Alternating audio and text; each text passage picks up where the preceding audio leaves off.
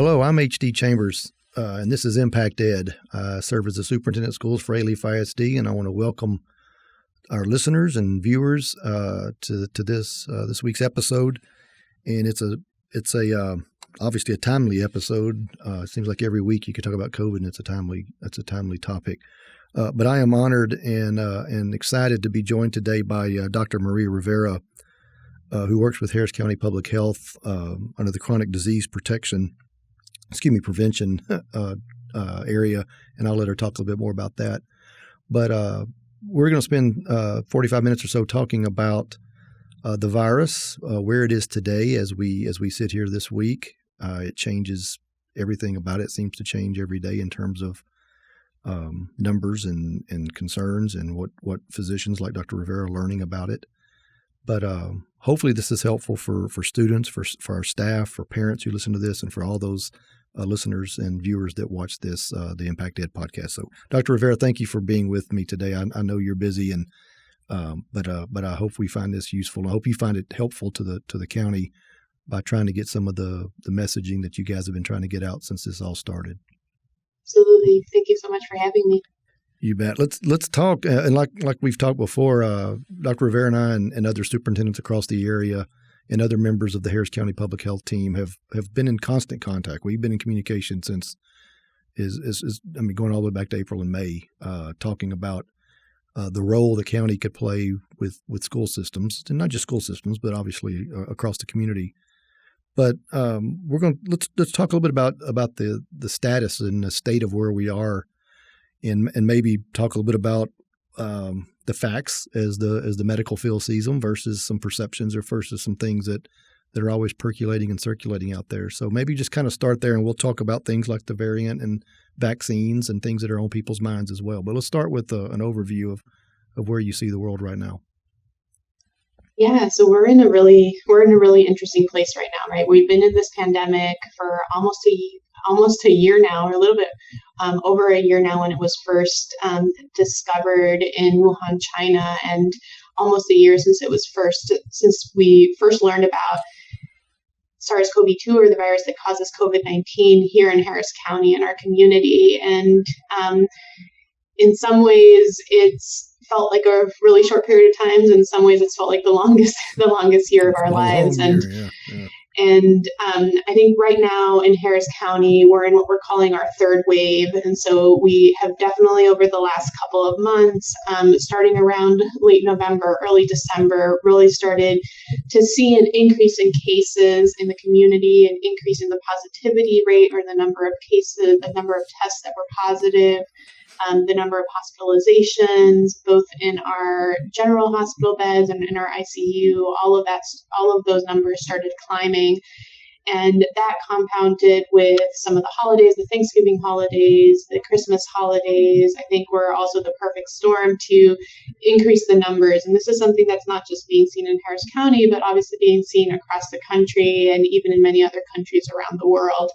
And what's interesting is that at the same time as all that was happening is when we finally got the vaccine. So we finally got the first two vaccines to be approved by the FDA, the Pfizer vaccine and the Moderna vaccine.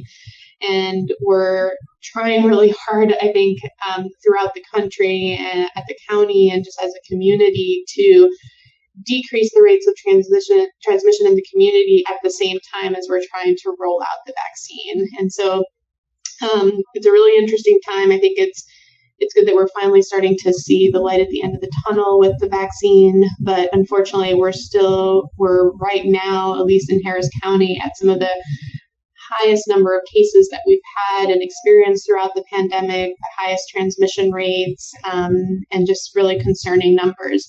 At the same time, just throughout the community, are still unfortunately seeing uncontrolled community spread. You know, you use the term community like a half a dozen times, and inside the community are schools, right? I mean, we're in many cases kind of the hubs of a lot of communities, along with churches and neighborhoods and things of that nature. I know superintendents across the Houston area that have the greater Houston area who you have had chances to talk to, and, you know, like myself, one of the things that we've kind of held firm to, and I think you would agree with this, is that I don't want to say there's no spread in schools, because that'd probably not be an honest statement. But that's not where you're seeing the spread. Is that correct? I mean, when we talk about surges and spread, it's when you say community, it means the general community, whereas the schools are not as prone to be a super spreader as perhaps other types of community events. Would you comment on that? Or yeah, I think that there have been around the country and around the world very big concerns as to whether schools could become hotspots, whether schools could be driving the pandemic, could be driving the community spread. And I think we've fortunately not seen that be the case, especially in the last couple of months in Harris County.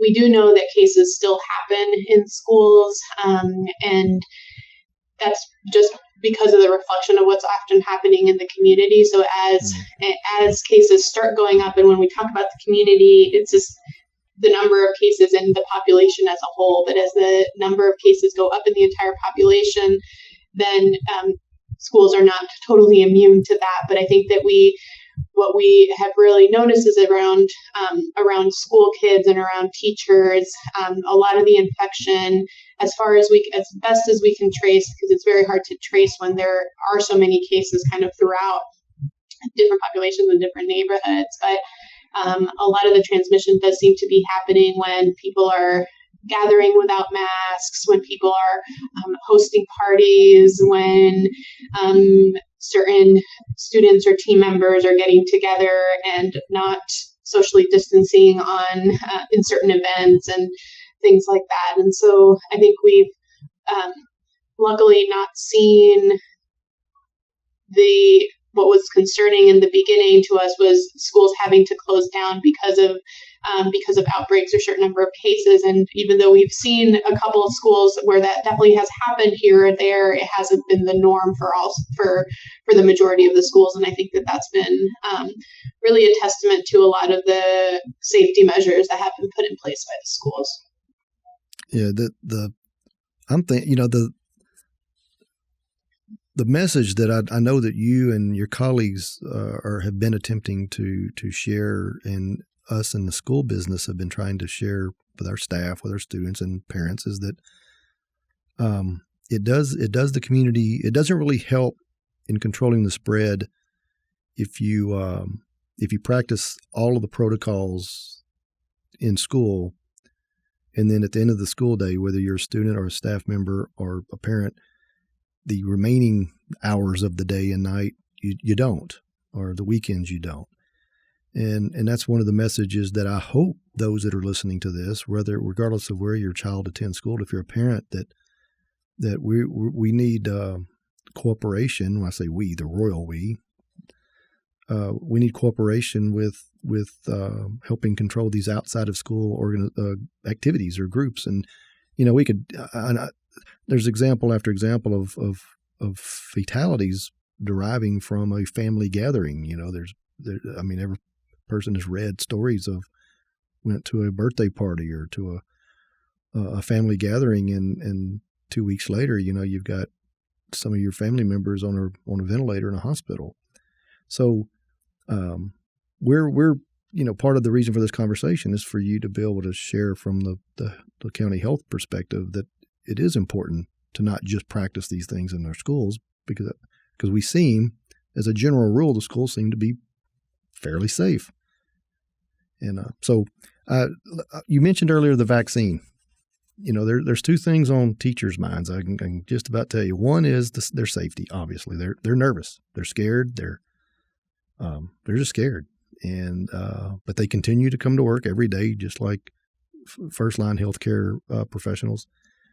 But there's two things that typically are on their mind. One is their safety. What are we doing to protect them? And then second, the vaccine. So you mentioned earlier you had these two colliding issues, this third surge, and then, okay, by the way, we're going to give you just a few samples of the vaccine.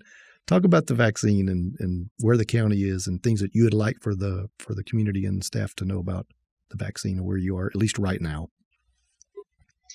Yeah, so we So Harris County Public Health received its first allotment of vaccine right before Christmas. And this is what happened kind of throughout the county. A lot of the clinics, the hospitals, we all got it right before Christmas Eve and started the rollout as fast as possible. And I think that there's a lot of confusion around the vaccine rollout, and the main question in a lot of people's mind is, when am I going to get it? When is it going to be my turn? And so I wanted to just spend a little bit of time talking about who we're vaccinating right now, kind of the speed that vaccination is happening, which is a little bit beyond our control, and kind of where we hope to be. And so as of now, we at Harris County Public Health and throughout the state follow the priority groups that the Texas Department of Health and Human Services, DSHS, has laid out for the prioritization of the vaccine. And so at this moment, we're only vaccinating two specific groups, those in Tier 1A, which are healthcare workers, and as it relates to schools, this actually includes school nurses and school nurse aides, frontline healthcare providers in schools.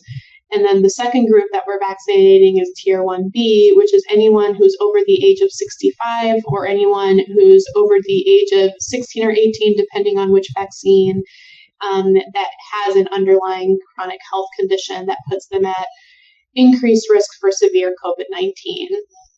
And I think where the difficulty lies in the fact that just in those priority groups, just in the priority groups Tier 1A and Tier 1B within Harris County, we have an estimated of more than 2 million people. And at this point, the Texas, as the entire state, has just received 1 million doses, and we finally just surpassed the 1 million doses for the entire state. But as you can imagine, if we have more than 2 million just for Harris County that need to be vaccinated, and we are typically, Methodist Hospital is one of the big hospitals that's vaccinating the Houston Health Department, as Harris County Public Health, we're receiving somewhere between 3,000 and 10,000 doses a week. The demand for vaccine right now is just much higher than the supply.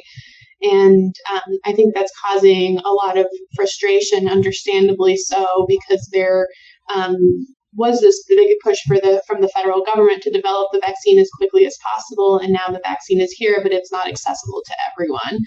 And so I think that the message that we're hoping to give to the community is that at least, and I can only speak specifically for Harris County Public Health, but that we are committed to try to get as many people vaccinated as fast as possible. We're delivering the vaccine as fast as we can to these prioritization groups, and it will just come with a little bit of, we'll just require a little bit of patience, I think, from all of us, that we do have these limitations that are not specific to the county, they're not even specific to the state, or to the country, but there's certain manufacturing issues, there's certain distribution issues.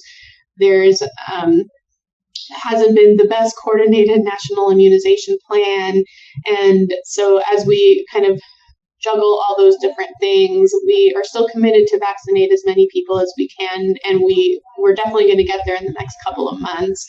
But it's just going to take a little bit more time and a little bit more coordination to really be able to do that, given the magnitude of Harris County being one of the largest counties in the country.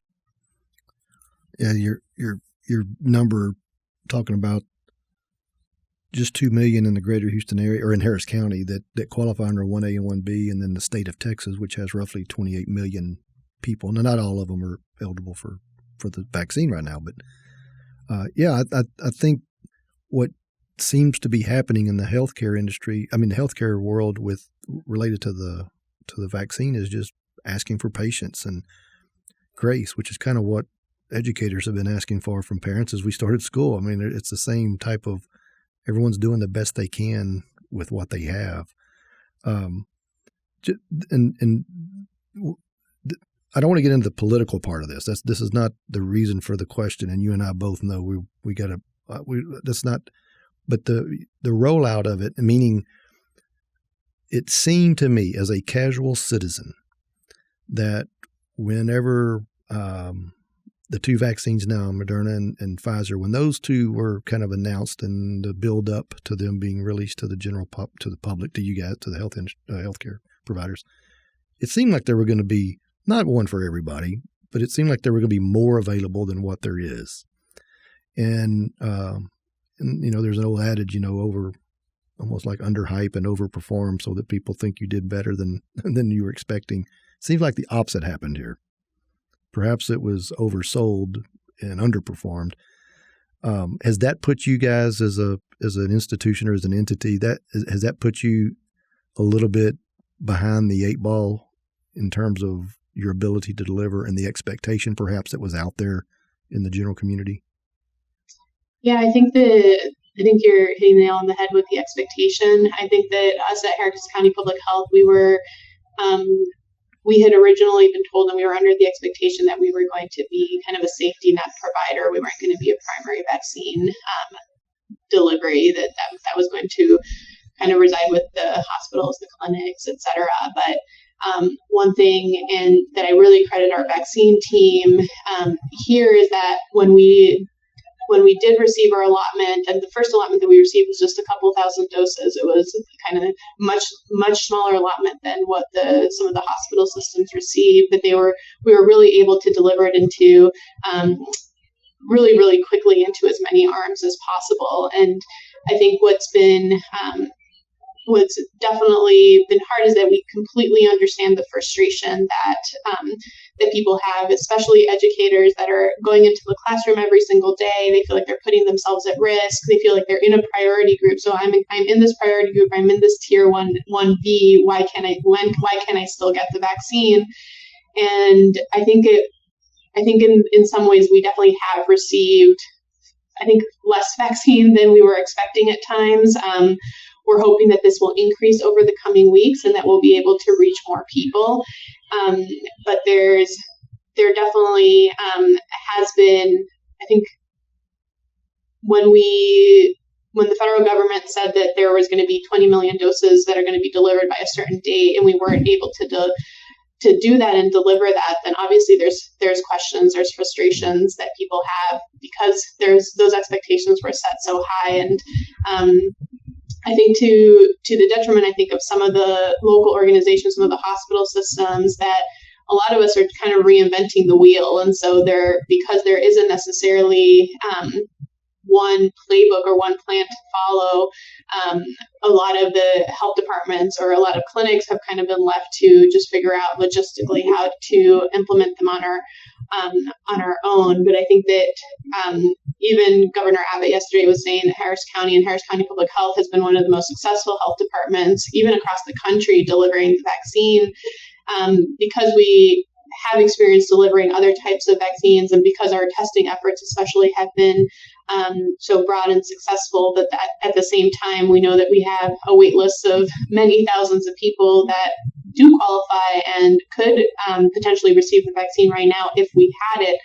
And we have a online registration tool that now is on the state website, so it's a public tool that whenever people go to it, it says no appointments, and that increases the frustration. And any time that we release appointments, like on this past weekend, we opened up 4,500 appointments, and they were gone in less than 2 hours.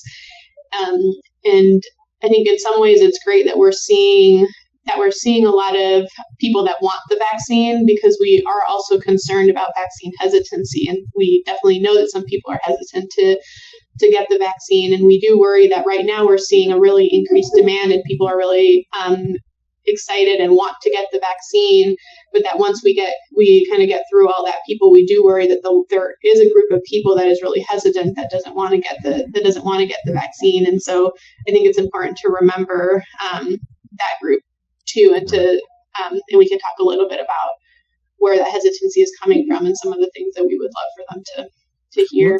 Let's talk about that, because there's a lot of people, and I'll include myself. I'm not hesitant. I'll take it when I get an appointment.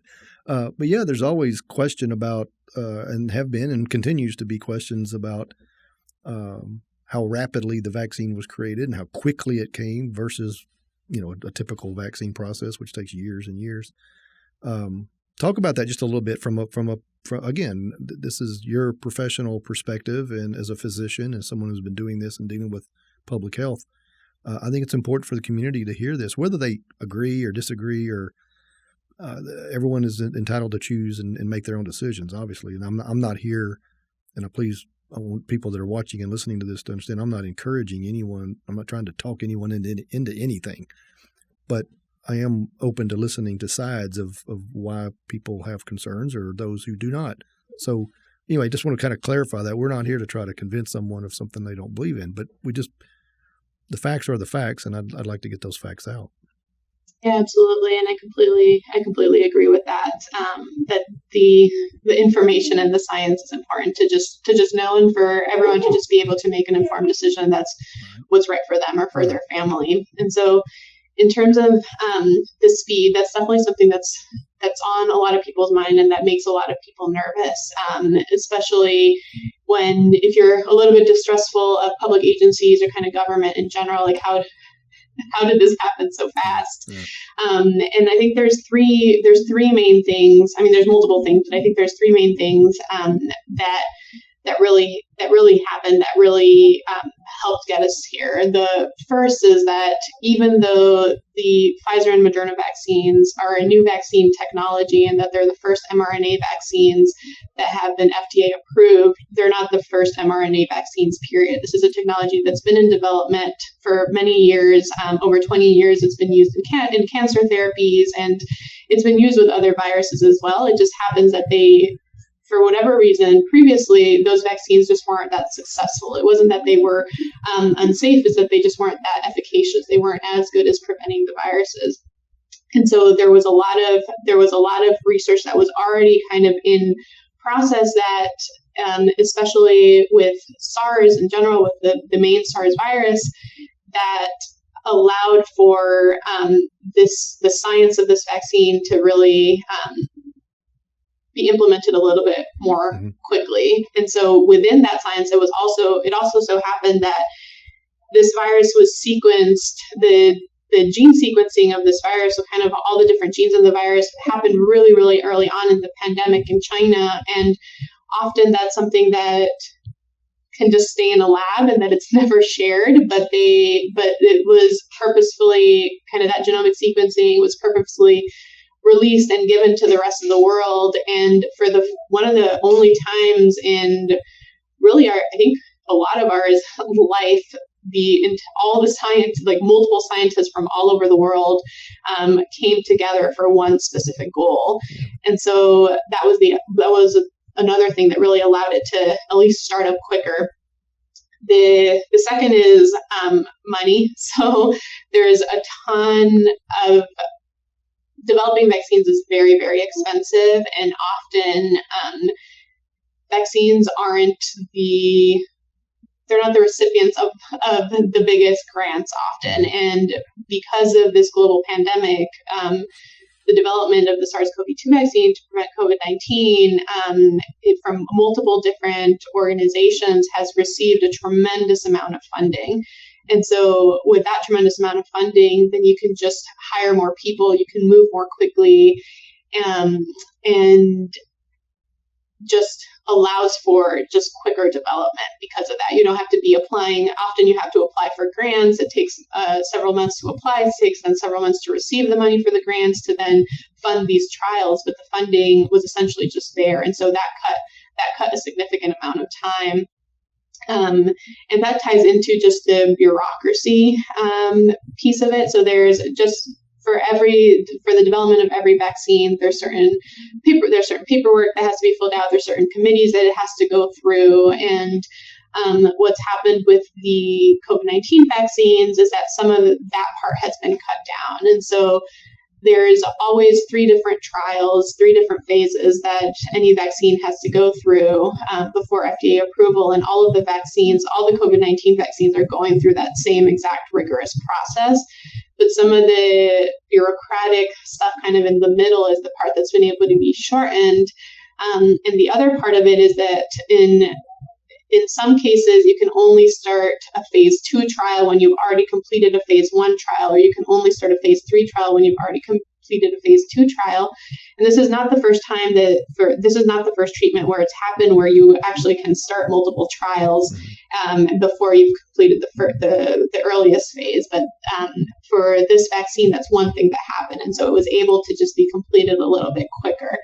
And then the third is just general human interest in the fact that we needed and wanted a vaccine, that often it takes months and months or even years to get enough volunteers to get into these trials. And for the COVID-19 vaccines, it was much easier to get volunteers because there were much more willing participants.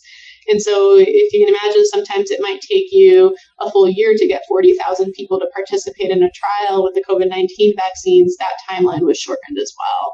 And so because of funding, because of people being willing, because of the sharing of information, those are like the three main things that I like to highlight that just made it happen a lot faster. But the actual science, the actual rigor, the safety testing, all of that was all the same as for every other vaccine. But because of all these other factors, it was just able to be developed in really the probably the fastest that a vaccine has ever been developed.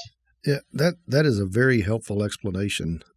Again, whether people buy it or not, that's one thing, but it on a lot of levels it makes sense. The previous administration, former President Trump and the administration did talk about removing the red tape, and with your second example, I'm sure there's a ton of bureaucracy that has really nothing to do with the process of creating a vaccine.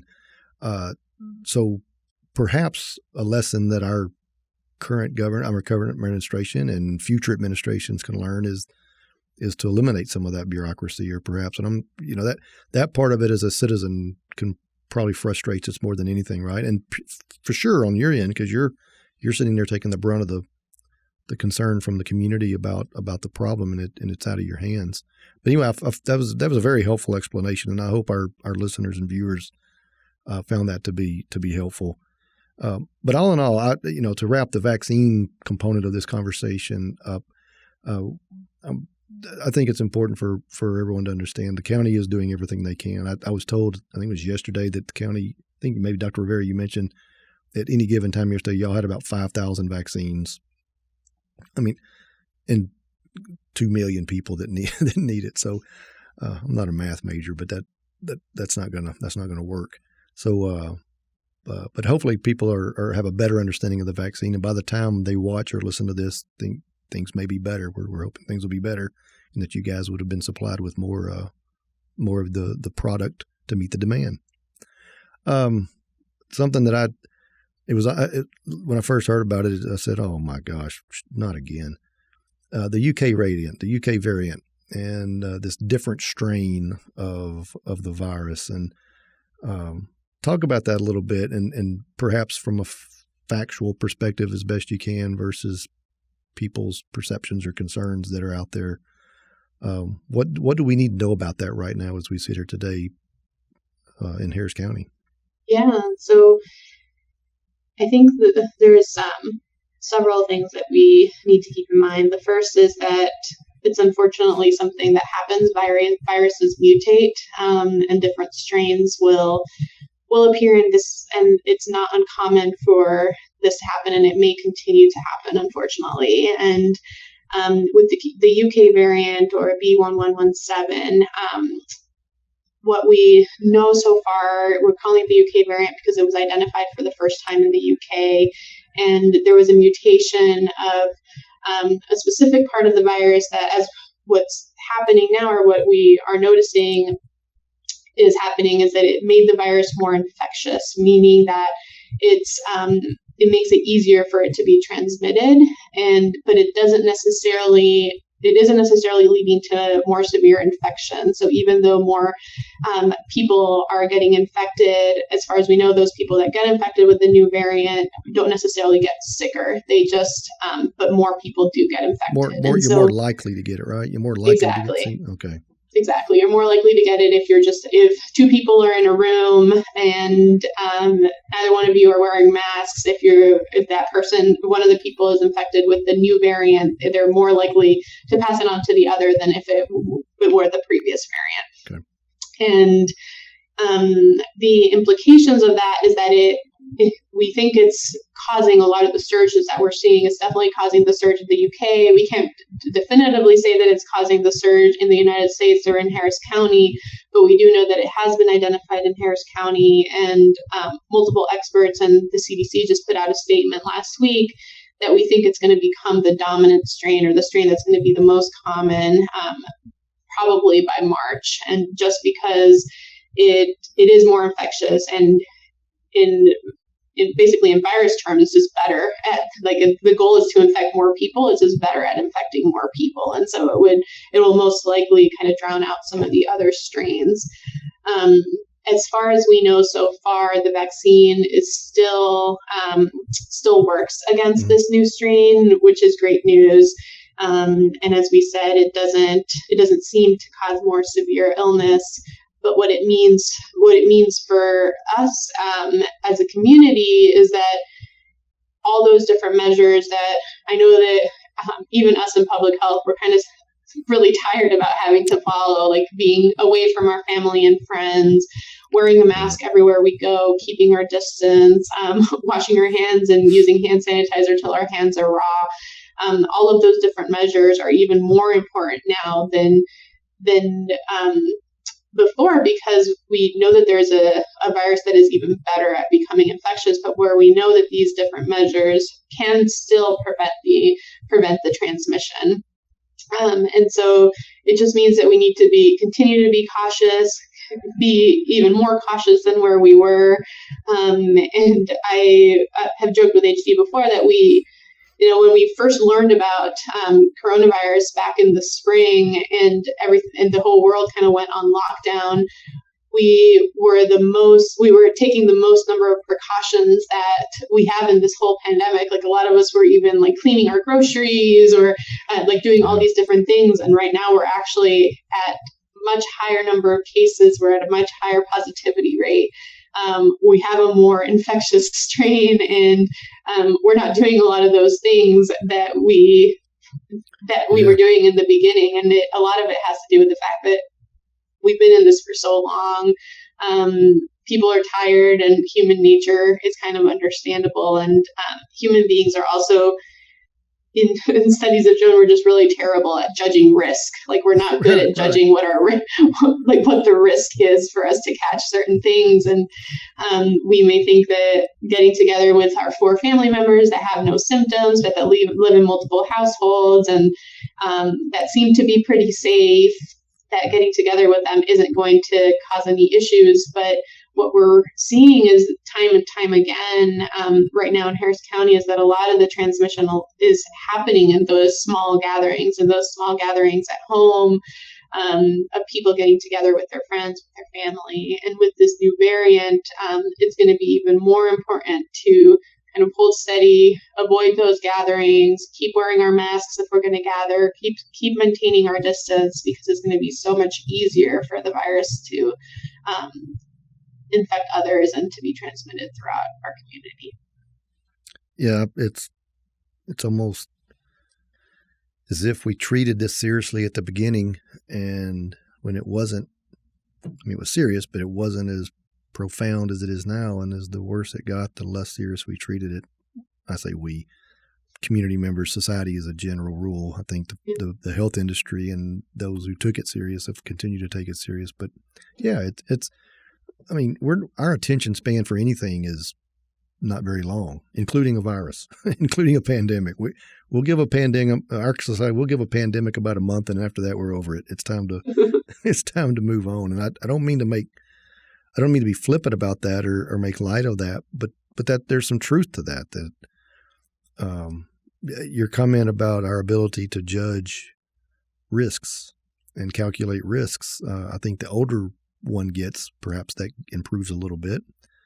But for our younger generation, we were all bulletproof, virus proof, if you will. And I think those watching this and listening to this, I have found that people early on who weren't nearly as worried about the virus, who are now worried about it, they're typically worried because they have a family member or a close friend or someone close to them that either got really sick or God forbid passed away. And then it got real. Then it got real. And unfortunately, sometimes it takes that for people to recognize it. So, anyway, the variant itself, I thought like I said, to start this little segment, I said, well, when I saw that, I said, oh my gosh, now we have to go through an entire new vaccine process. That was just my wheel spinning. And so far, fingers crossed, knock on wood, all that, we seem to be, okay with that in terms of the vaccine. We're going to, just the last couple of minutes, Dr. Rivera, for teachers, for teachers, but for any adult who works in a school setting, because we've got teachers, we have bus drivers driving buses, we have nutrition workers feeding children, we have principals, administrators, counselors, custodians, you name it. I'm going to leave somebody out in a little bit. But you had mentioned earlier our nurses. Those are our frontline essential workers, if you will, in healthcare. And I met with ours earlier today on a Zoom meeting just to thank them. But in our final minutes, would you perhaps talk a little bit about the role the school nurses played, and for our teachers and staff members on campuses, just kind of reassuring what is happening, so that they have some reassurances. Not that it's going to satisfy them and make them, but I'm really concerned and have been concerned about their obviously their physical health, but also just the way they approach their life, both their personal and their professional life, and how this has impacted them. So maybe a few comments on that, and we'll wrap this up. Yeah, I think the first is, as a physician in the county, as a local health authority, and as a parent, just thank you for everything that you're doing as an educator, as a school nurse, as a bus driver, as a custodian, as an administrator, everything. We really have been in awe of the education community and how everyone has really rallied together for our children, for our families. And I think that we've learned over the last couple of months through the pandemic that if we really stick to some of those safety measures that we keep talking about that seem so basic, of wearing your mask, washing your hands, keeping your distance, that we really can prevent transmission of COVID-19 in our classrooms and in our homes. And so, as we had mentioned earlier, just as there are many different strict measures that are in schools that have helped kept the number of cases in schools down. Don't forget to make sure that you're still taking all those precautions at home, taking all those precautions with your families, taking all those precautions with your friends, because we are seeing more and more staff members and teachers that are getting infected outside of the schools. And we don't want that to continue to happen. We want to make sure that you all are kept safe.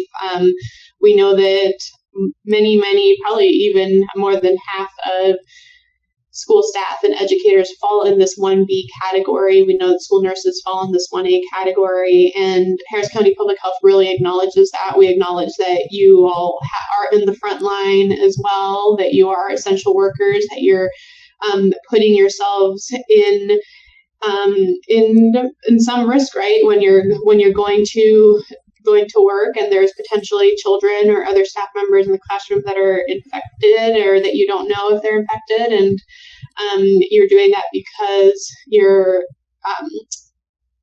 passionate about the work that you do, and you want to continue to educate and serve the children and our families and our community. And so just know that we recognize that. We we'll continue to support that. And if there's anything that we can do to help you feel safer in the classrooms, we also have a really amazing team of epidemiologists and other experts that are more than willing to answer questions and provide support. And we know that especially with Mr. Chambers and at Alief, that they're really dedicated to trying to keep the environment as safe as possible for both students and staff. And so we're hoping that we can get the vaccine to you all as fast as we can, to everyone that qualifies, and then just everyone in general, all our school staff. And even though it's really hard, just to kind of hold steady and just know that we're really mindful of everything that you're doing, and really, really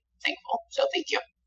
Oh, that is appreciated. And this is like President Biden is talking about. This is going to take all of us. And as much as some people expect, either the federal government or even the state government to solve some of our problems, the problems get solved at the local level. And in many cases, they get created at the local level. So this is one of those things where we're all going to have to work together. And for the most part, I think that has occurred. I think going all the way back to March 12th, or that day will be imprinted in my mind. That's when we shut schools down now. So, but we'll keep working together. We'll keep doing everything we can do on the school side of things. For those watching and listening in this greater Houston area, somewhere in the neighborhood of 1.3 million children are school-aged, and somewhere in the neighborhood of 95,000 teachers and another 100,000 support staff, bus drivers. Again, think of a school, think of all the adults in the school. So we've got roughly 200,000 adults and 1.3 million 4 through 18, 19-year-olds. And roughly 50 to 60% of them are in school now, and 35, 40% are still at home. So thank you, Dr. Rivera. We could talk about a lot of these issues, and we're going to come back and revisit as things move on. We're sitting here on Wednesday, January 20th. I'm sure by the time some people listen or watch this, things are going to have changed, and we apologize if what we're talking about now has already changed by then. But we will come back and revisit this. I think this would be a helpful conversation as we move forward, just to keep people informed and updated on the information. But again, thank you, and to the Harris County Public Health team. Please let Dr. Diego and others know that we appreciate y'all and everything you've tried to do to support us. Thank you all for being such great partners. All right. Take care. Stay safe, and take care of that little girl, that 3-year-old. All right. This has been ImpactED. I'm HD Chambers. Thank you for joining us. Hopefully you found it informative and helpful, and look forward to talking to you soon. Take care.